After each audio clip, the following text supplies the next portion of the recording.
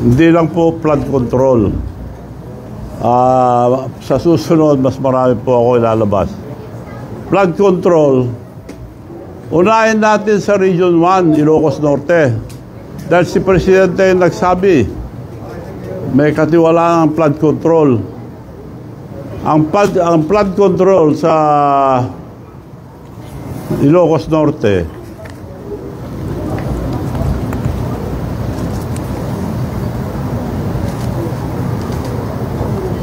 anong year ito? Panahon na ni President BBM, 10 billion. At ito ngayon pinag-uusapan, mga flood control. Sino ngayon ang binibintangan? Diskaya ang gumawa. Ang mga kontraktor nila sa Ilocos Norte, Diskaya rin eh.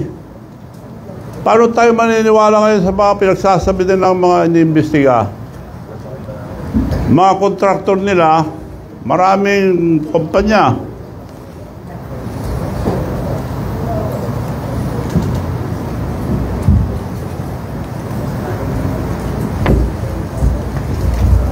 Sa Ilocos Norte lang, St. Matthew General Contractor and Development Corporation, 962 million plus, almost a billion. St. Gerard Construction General Contractor and Development Corporation, 608 billion. Alpha and Omega General Contractor and Development Corporation, St. Timothy Construction Corporation. 4 ito sa Ilocos Norte. Paano nila hindi alam ito? Probinsya niya ito. Paano tayo maniniwala ngayon kay Presidente? Dapat yung mga inapoy niya na Independent Commission on Infrastructure, mabubuting tao po yun. Kilala ko po si Mayor Magalong. Mabuting tao.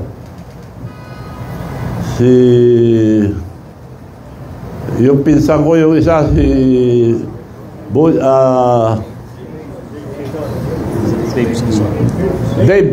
Dave Singson. Matino po yun. Kaya nakikiwas, at saka yung mga iba siguro matino rin lahat.